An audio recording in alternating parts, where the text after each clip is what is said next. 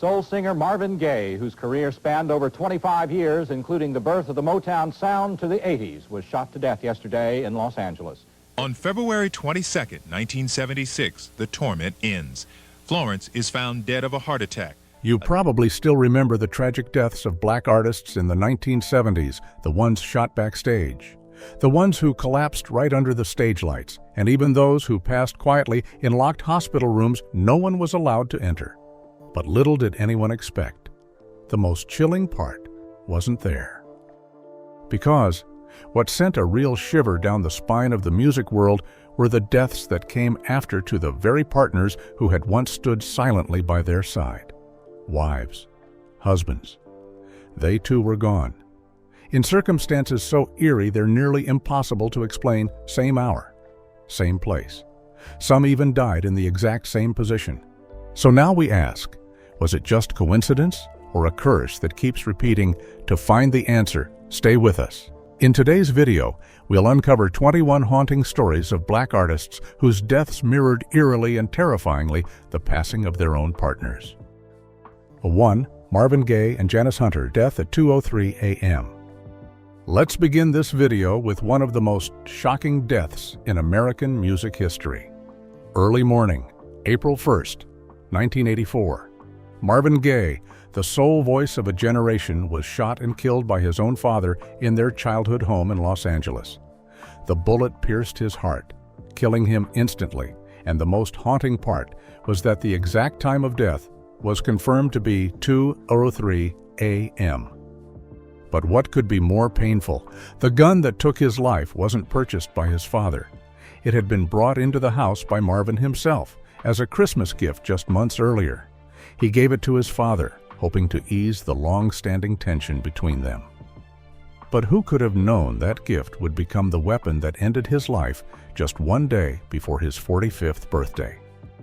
But the tragedy didn't end there. Nearly 4 decades later, on December 3, 2022, the woman most deeply connected to Marvin Janice Hunter also passed away.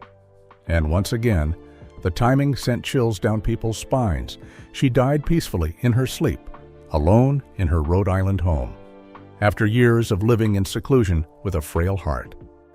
Doctors later confirmed the cause was chronic heart failure, a condition that had quietly eroded her health for nearly a decade, leading to multiple hospitalizations from exhaustion. But what was truly strange was this: at exactly 2:03 a.m., the very moment Marvin had been shot 38 years earlier, the old radio in her room suddenly turned on by itself. No one touched it. And eerily enough, the song that began to play was Distant Lover, the love ballad Marvin had once written just for Janice during the days they were still wrapped in each other's arms. Her niece, who lived with her, later recalled that Janice gently opened her eyes, stared at the ceiling in silence, and whispered one final sentence: "I've forgiven him." A few minutes later, her heart stopped beating. One died from a bullet, the other from a heart worn thin by years of carrying memories. One left this world amid screams and blood, the other faded away in the soft hush of an old song. But what sends chills down the spine is the unexplainable coincidence. Both died at the same hour. Exactly 2:03 a.m. 38 years apart, alone, and still holding unspoken sorrow. Could it be that some love stories never rest, that some songs refuse to end? Or was that very moment, 2:03 a.m., the final silence in a love ballad left unfinished for nearly half a century? 2. Donny Hathaway and Eulalia Hathaway. A Fall, repeated after 36 years. The next unbelievable coincidence comes from the soul genius with a tragic life. Donny Hathaway, New York. The night of January 13, 1979, snow falls quietly outside the Essex House Hotel, inside a room on the 15th floor. Donny Hathaway, the soul genius with a voice drawn from the depths of pain, is facing a silent battle that no one can reach. For months, he suffered from severe paranoia, believing someone was watching, poisoning, and plotting to kill him. Recording equipment in the studio was dismantled by him, thinking they were bugged. No one could soothe that madness, not even Eulaula, his beloved wife, who had been with him since the early days of writing music in their small Chicago apartment. Around 7 p.m. that evening, Donnie leapt from the 15th floor window to the cold ground below. No suicide note, no final melody. The only demo he recorded in recent days, a song titled Second Fall, was kept by Eulaula as an unreleased relic, never completed. Then, on that very day, 36 years later, January 13th, 2015, Eulaula woke up early, intending to buy white flowers to visit Donnie's grave, as she did every year. But while descending the stairs in their old Chicago home, where they once lived in their youth, she suddenly stumbled and collapsed on the 15th step, the exact floor number from which Donnie had leapt. Neighbors heard the fall, called for help, but it was too late.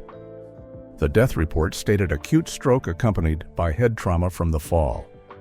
Strangely, the old tape containing Second Fall was still in the cassette player in her study, never played again. One fell from the 15th floor in a death-obsessed delusion. The other fell on the 15th stair on the day of remembering her husband. 2 deaths exactly 36 years apart. Same day, same hour, both carrying an unfinished song. Was it coincidence, or was it the second fall destiny once foretold a second fall that needed no replay? For it had already occurred, precisely as the unheard lyrics suggested.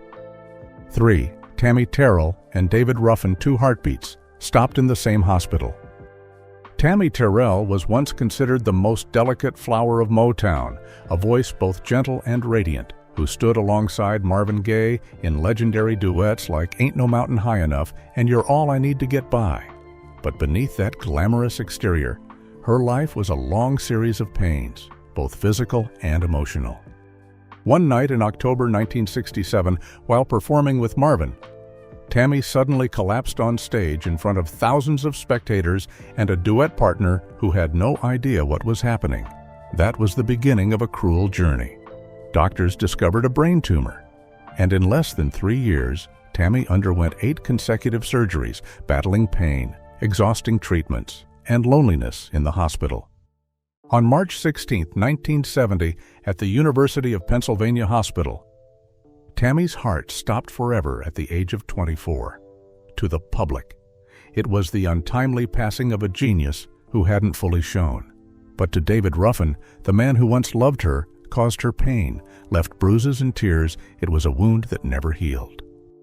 David, former leader of the Temptations, was known for his charm and mesmerizing voice, as well as for arguments, violence, and addiction. His relationship with Tammy was deep but scandalous, even after their breakup, following her death. David silently left an empty chair beside him during every rehearsal, as if waiting for her to appear once more. Then, on June 1, 1991, tragedy struck again. David was rushed to the hospital after a heroin overdose at the very University of Pennsylvania hospital where Tammy had taken her last breath. He died quickly, in solitude, even more haunting. The doctor who signed his death certificate was the same one who had cared for Tammy 21 years earlier. Do you feel the chills from this terrifying coincidence? 4. Florence Ballard and Thomas Chapman. When the stage lights turned on one last time. Florence Ballard was once the original heart of the legendary group The Supremes, a powerful voice embodying faith and desire during a time when black women were still marginalized. However, fame's peak never lasts forever. After silent backstage conflicts and the rising prominence of Diana Ross, Florence was forced to leave the group in bitter silence. She lost everything: the spotlight, her career, and her self-belief. In the following years, Florence lived in depression, poverty, and illness, but never truly left music. Then, in early 1976, she made her final appearance on a small Detroit stage, not grand, not famous, but a moment where she sang with all she had left. Sitting quietly at the back of the hall that day was Thomas Chapman, her ex-husband, who once worked as a security guard at that very venue. Just weeks after that performance, on February 22, 1976, Florence took her last breath in a hospital due to heart failure at only 32 years old, From that moment on, Thomas nearly vanished from all crowds. He lived quietly in Detroit. And every year, on the night of February 22nd, he returned to the hall where Florence had last sung, telling neighbors he was just checking the stage. Even though the hall had been abandoned for years, he still silently entered, dusted the seats, and looked up at the old stage as if waiting for something no one else could see.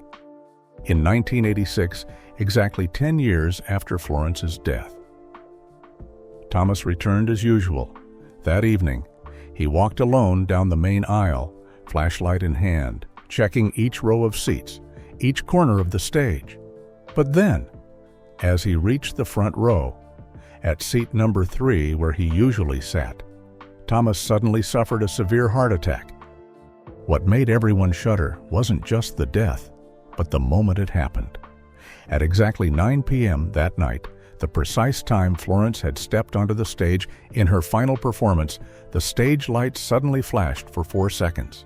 Security cameras in the hallway outside the hall captured that strange flicker, and at the exact moment the lights went out, Thomas Chapman's heart stopped. What truly happened? Perhaps only those who have departed can answer. 5. Curtis and Althea Mayfield death under the same light. Curtis Mayfield was the soul and funk legend of the 1970s, an outstanding musician, singer, and producer who wrote People Get Ready. However, on August 13, 1990, the very light that once honored him took everything away. While rehearsing on an outdoor stage in Brooklyn, a strong wind blew through, causing the entire overhead lighting rig, weighing hundreds of kilograms, to collapse. Curtis was struck on the neck, resulting in complete paralysis from the neck down. From then on, he lived lying on his back, without sensation, unable to play instruments or step onto the stage, but he continued to compose. He sang each line with his breath, recorded each segment from memory, and left behind his final song, also titled People Get Ready. On December 26, 1999, he passed away quietly due to diabetes complications.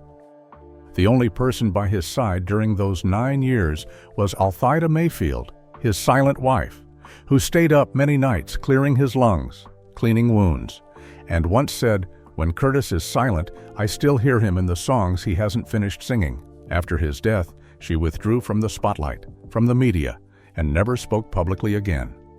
Until exactly 10 years later, December 26, 2009, she agreed to appear at a small memorial held at the very place where Curtis had his accident. As she stepped to the edge of the stage, the overhead light above suddenly flashed due to a short circuit, a strong burst that startled everyone. At that exact moment, Althea clutched her chest and collapsed. She suffered a heart attack on the spot. Those around immediately called for help, but the ambulance was stuck in post-Christmas traffic and couldn't arrive in time. She died there, in the absolute helplessness of those present. And as if by cruel fate, the light that once led Curtis to death now illuminated the moment his wife passed away on the same day. 6. Johnny Taylor and Gurleen Rockett. The final confession. No one heard. Johnny Taylor, the golden voice of Stax Records, who once brought Who's Making Love to the top of the charts, was known not just for his music, but also for a tangled personal life filled with secret affairs and decades-long scandals. For 20 years after his first divorce, he never publicly mentioned Gurleen Rockett, the woman who had been his wife, his muse, and a wound he never dared to revisit. Until May 31, 2000, in a small Dallas studio, Johnny sat down for a private video interview. According to his assistant, he intended to finally speak the truth about the love that haunted him his whole life. It was to be an apology, a confession, perhaps the first time he would utter Gurleen's name with full remorse. After the recording, Johnny retreated to the lounge and quietly scribbled a few more lines in his unfinished draft. The last handwritten sentence, the ink still wet, read, "I loved wrong, but I never stopped loving her." Then he collapsed. The heart attack came swift, slicing through a confession just beginning to form. When the ambulance arrived, he was still breathing, lips moving, as if trying to say what he hadn't written, but no one could make it out. On the way to the hospital, his heart stopped. He died without ever delivering the apology meant for one person. That person was Gurleen Rocket Johnny's first wife, who had left him after a storm of infidelities in the 1980s. Though the marriage ended, she never once publicly criticized him. 10 years later, on May 31, 2010, Gurleen visited his grave as she did every year. But this time, while standing before his tombstone, she unexpectedly ran into another woman, the very one rumored to have destroyed their marriage. No one knows what they said. But just minutes later, Gurleen quietly turned away. Bouquet still in hand, not yet placed. She paused, gasped, and collapsed at the foot of the stone bearing her ex-husband's name. The stroke was too sudden. No one was around. The other woman had vanished, and the ambulance never arrived in time. Gurleen died at the very spot where her former husband rested, same day, same hour, exactly 10 years apart. Perhaps no explanation will ever make sense of such a bitter and uncanny ending. 7. Bobby Womack and Barbara Campbell Cook. The curse that was never spoken. Bobby Womack was one of the most brilliant and controversial soul artists of the 1970s, but his most criticized act wasn't musical. It was a decision that stunned the entire soul world, marrying Barbara Campbell, the widow of Sam Cooke, his mentor, his friend, and a soul legend. They came together just 3 months after Sam's death. At the funeral, Sam's mother slapped Bobby in front of fellow singers, calling him a traitor. From that moment, Bobby's life spiraled through unstable relationships, addiction, paranoia, and ghosts he couldn't shake. In his final years, people often saw him muttering to the air, calling out 2 names: Barbara, the ex-wife, who left him after his affair with Sam's daughter, and Sam, the man he never had the courage to ask forgiveness from. On June 27, 2010, Bobby died in a Los Angeles medical center. The night nurse recalled something chilling. His eyes were wide open and could not be closed. 7 years later, on June 27, 2021, Barbara Campbell suddenly slumped in her armchair in a small Chicago home. She had lived reclusively for years. Strangely, she had developed a degenerative memory loss in her final days. She could no longer recall names of her grandchildren, but during her last week, she repeatedly asked, "Is Bobby back yet?" No one was with her when she died. Just a photo album left open on the table, to the only picture showing all 3, Barbara standing between Sam and Bobby. The most haunting detail: the autopsy revealed she died at exactly 3:17 p.m., the precise time Bobby had taken his final breath 7 years earlier. Both of them passed with eyes wide open, refusing to shut. Were they both haunted to the grave by the love that defied every moral boundary? 8. Michael Jackson and Lisa Marie Presley, a doll that haunted 2 lives. On June 25, 2009, the world stood still when Michael Jackson, the king of pop, was found unresponsive in the bedroom of his Los Angeles estate. A cardiac arrest triggered by a propofol overdose ended all revival attempts. He was preparing for his comeback tour, This Is It, hoping to rise again, live again. Instead, he left in silence. Beside his pillow was a cloth doll in a white dress, faintly scented with lavender. According to the coroner's nurse, the item was too intricate and aged to be a child's toy. Paris, his daughter, claimed she had never seen it before. 13 years later, on January 12, 2023, Lisa Marie Presley, the ex-wife, Michael once called the last pure thing in my life, suddenly collapsed in the living room of her Calabasas home. Her heart stopped within minutes. When her housekeeper found her, she was holding a small velvet box. Inside was an identical doll, same white dress, but this one embroidered with the letter L in silver thread. At the bottom of the box was a handwritten note. She was meant to return to you. I kept her too long. Both died with a doll by their side, lying tilted toward their heart. One object, 2 deaths, nearly 14 years apart, yet seemingly continuing a final waltz between two lives forever entangled. 9. Phyllis Hyman and Larry Alexander. When the final song never had to end. Phyllis Hyman had a voice both regal and sorrowful, one that reached the peaks of soul and jazz. But behind the applause were battles unseen with depression, bipolar disorder, and a loneliness that stretched to the edge. On June 30th, 1995, she took a lethal mix of sleeping pills and vodka in her New York apartment. Beside her was a suicide note, repeating the same words, "I'm tired. I'm tired. The people I love know who they are. God bless you." The first to claim her body was Larry Alexander, her ex-husband, former manager, and the one person she could never quite leave. Though divorced since 1982, he listened to her voice every night, especially living all alone, not to reminisce, but to hold on to something left unsaid. Then, on June 30th, 2000, exactly 5 years later, Larry was found dead in his Harlem apartment. On the table, the Living All Alone record was still spinning. On the floor, their mutual jazz friend found a half-written letter, unsigned. The final line was scratched mid-sentence. "If you were still here, you'd probably still sing that song every time away." An unfinished sentence, a heart already stopped, and a love song that never needed to be completed. 10. Aaliyah and R. Kelly. The departure hour of fate. On August 25, 2001, Aaliyah, the new princess of R&B, boarded a flight leaving the Bahamas after filming the music video for Rock the Boat. The plane crashed just minutes after takeoff. She died at 22, taking with her a future the world never got to see. But what the world never forgot was her controversial relationship with R. Kelly. They had secretly married when Aaliyah was just 15. The marriage was annulled, but the scars lingered in careers, hearts, and glances.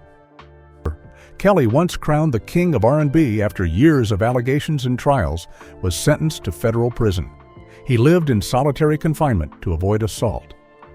On January 14, 2024, exactly 23 years after Aaliyah's final flight, he suddenly collapsed in his cell. The autopsy reported his heart stopped precisely at 2:47 p.m., the exact minute Aaliyah's plane took off that fateful day. One died in the skies, one inside concrete walls, but the moment, once again, aligned with chilling precision, as if fate had waited to end what began in secret all those years ago. 11. Sam Moore and Joyce. McRae Moore. When the heart stopped twice in the same song. Sam Moore, one half of the legendary duo Sam and Dave, whose thunderous voice echoed through soul classics like Soul Man and Hold On. I'm Comin' was the last living icon of the Stax Records golden era, but in his final years, the stage lights dimmed. And Sam chose to live quietly with the woman who had stood by him for over half a century, Joyce McRae Moore, his wife, manager, and the only person who knew every breath he took in music. In October 2024, Sam passed away peacefully at home in Nashville after years of heart failure. He died in his sleep, painlessly, and not alone. Joyce was the last to hold his hand. Beside a radio softly replaying a 1967 recording, Sam's voice fading into the music like a final farewell. But what left families stunned was Joyce's death just 3 weeks later in the same house, in silence, during a local radio tribute to Sam Moore. There was no clear medical cause. She had no major illness, no sudden symptoms. Doctors called it a cardiovascular event with emotional factors. But the family whispered another belief: Joyce died because her heart had no one left to beat with. Husband and wife, 2 passings less than a month apart. In the same place, surrounded by the music that had bound them for life. One death expected, one pulled in its wake. And between 2 stopped hearts, only one song that never truly ended. 12. Nat King Cole and Maria Cole, a reunion after 47 years and an immortal love song. Nat King Cole was the smoothest sound America ever had. He wasn't just the voice of Unforgettable or Mona Lisa. He was a cultural landmark, the first black man to host a national television show, a singer who cut through color lines to reach the heart of a segregated nation. Behind him, from 1948 until his passing, stood Maria Cole Wife, collaborator, and the guardian of his entire musical legacy. Nat died on February 15, 1965, of lung cancer. With his career still at its peak, he passed quickly, suddenly, at just 45. Maria stood behind the curtains, held back tears, and began a new journey, keeping Nat alive in every recording, every archive, every reissue. For the next 47 years, Maria never left his music. She once said that while working alone in the archive room, she often heard Nat call her name at night or caught the scent of his old cigarette brand, though no one smoked in the house. She never told the press. She only said, "He never left me." On July 10, 2012, Maria Cole passed away in Boca Raton, Florida, also from cancer. Doctors gave no detailed report, but what people remember isn't her chart, it's something quieter. She died listening to Unforgettable, the original version, not remastered on an old cassette player in her bedroom. Two souls, two jazz voices blending into one love song spanning nearly half a century. One opened the first television doors for Black America. The other closed her life within that same music, bound by love, memory, and matching illness. Not coincidence. Reunion. After 47 years, the last note was finally sung. 13. Ossie Davis and Ruby Dee, death between two storms and a farewell never broken. On February 4, 2005, Ossie Davis, actor, director, and pioneering voice of the civil rights movement, was found dead in a Miami Beach hotel. He was in town filming retirement.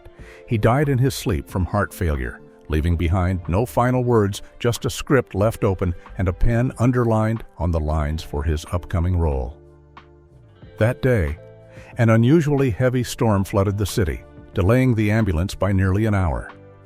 Almost a decade later, on June 11, 2014, Ruby Dee, his lifelong partner since 1948, his co-star on stage and fellow marcher in the streets, passed away at her home in New Rochelle, New York.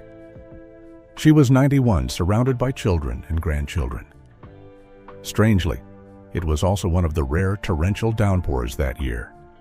Roads around her home were flooded, and her family doctor had to wait over 45 minutes to reach her.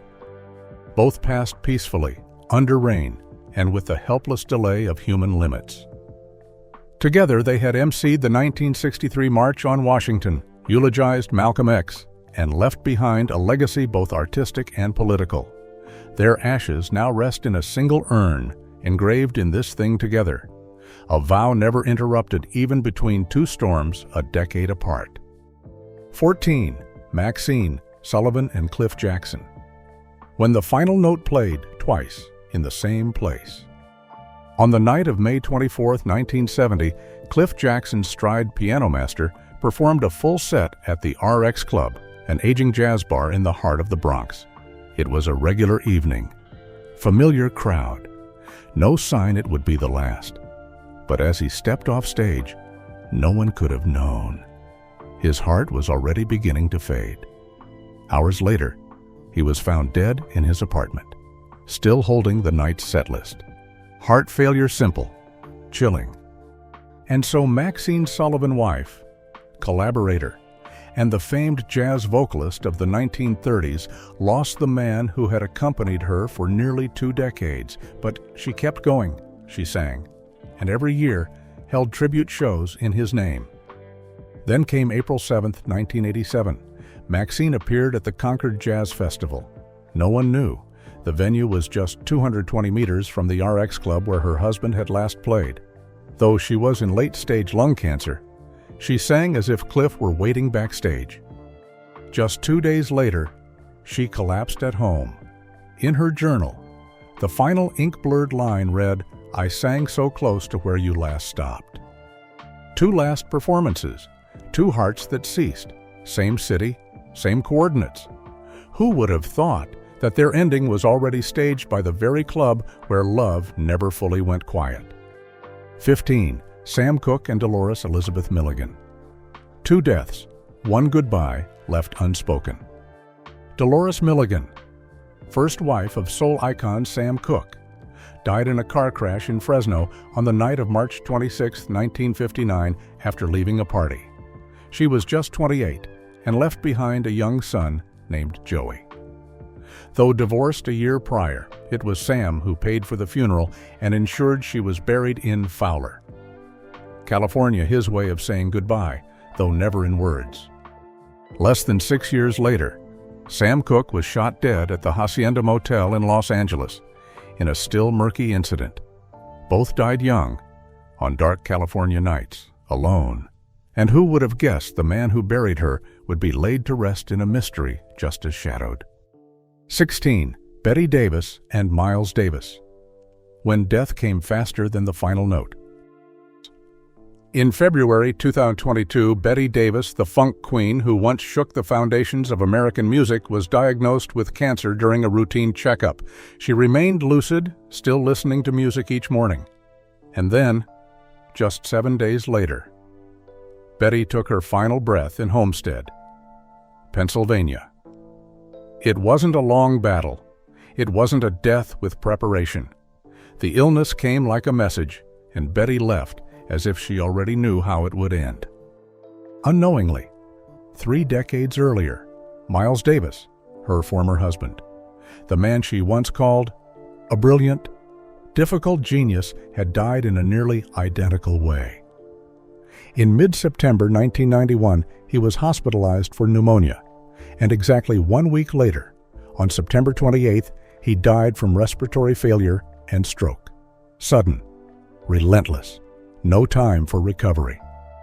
2 deaths, 31 years apart, each arriving exactly 7 days after their first warning. One reshaped the path of jazz, one ignited the fire of funk, and in the end, both were extinguished not by old age, but by fate's swift strike before loved ones could even find words for goodbye. 17. Florence Price and Thomas Price. When 2 hands still held the final note. Florence Price, the first black female composer to have a symphony performed by a major orchestra, died on June 3, 1953, in her Chicago apartment. She was found slumped over her writing desk, both hands resting gently on her final composition. Song without words, her finger pointing to a crescendo mark, as if ready to write the next note. Remarkably, on June 3, 1963, Thomas, her ex-husband, also passed away in the same room while retyping that same manuscript. He collapsed at the table, left hand resting on Florence's name. Outside, the sky was gray and cold, just like the day she died. 2 deaths, same date, same posture. One wrote, one preserved. Perhaps the last note only sounded once they bowed to each other one last time. 18. Nina Mae McKinney and Jimmy Monroe. 1 stage, 2 blackouts. Nina Mae McKinney, Hollywood's first black screen siren, passed away on May 3, 1967, in an old Manhattan hotel room. Few knew that same building once housed the small theater where she made her stage debut nearly 40 years earlier. That night, she left in silence, as the bedside lamp flickered out just as the night bell rang, like the final curtain falling. 30 years later, Jimmy Monroe, her ex-husband and first stage partner, died in the very same building, in the apartment just below. He suffered a stroke while gazing at an old photo of him and Nina on stage. Strangely, he died at exactly 10:37 p.m., the same hour Nina's first performance had once begun. 1 place, 2 lives, both fading beneath the same lights that once called their names. 19. Esther Phillips and Clyde Allen. When the final embrace was no coincidence. Esther Phillips, the blues and soul vocalist who once touched the Grammys, died on the night of August 31, 1984, in a hospital in Carson, California. The only person by her side was Clyde Allen, an old flame, the man who had written her first song in 1954 and quietly disappeared afterward. No one knew why he returned, only that Esther passed in his arms, her head on his shoulder, whispering, "You're late, as always." A decade later, Clyde was hospitalized with the same liver disease that took Esther. He lay in room 309, the very same Esther once occupied. As his heart gave out, a nurse reported he was dreaming, his lips moving. "This time, I made it in time." One left in the arms of a love long gone. One died dreaming of the one he lost. 20. Don Covey and Rebecca Lowe, When the Window Became the Final Goodbye. Don Covey, the R&B artist known for deep hits like Mercy, Mercy, passed away early on January 31, 2015, in his third-floor Bronx apartment. In his later years, he rarely left the house, often sitting by the window, hands resting on the chipped sill, as if gripping onto memory. His nurse said it snowed lightly that morning, and Don died sitting upright, eyes gently closed, right hand still touching the window pane just as he did every morning. No sound, no goodbye. 3 weeks later, his wife Rebecca Lowe collapsed while cleaning that very window. Strangely, she didn't fall. She simply leaned forward, her forehead against the glass, both hands pressing exactly where Don once sat. Her heart stopped. When their son found her, the radio was playing Mercy. Mercy, though it had been unplugged. One window, two silent deaths, two bodies resting on the same point of farewell, as if that spot had long awaited their return. 21. Bobby Bland and Willie. May Bland, The Haunted Armchair. Bobby Blue Bland, soul blues legend, took his last breath on June 23, 2010 in Memphis, after years of battling diabetes and kidney failure. He died in his living room armchair, body tilted, left arm dangling, eyes half open like he was about to speak. As the family prayed, a nearby unplugged radio suddenly played the final chorus of "I Pity the Fool." 9 months later, his wife, Willie Mae, died from heart failure in the same house, in that same chair, on a quiet morning.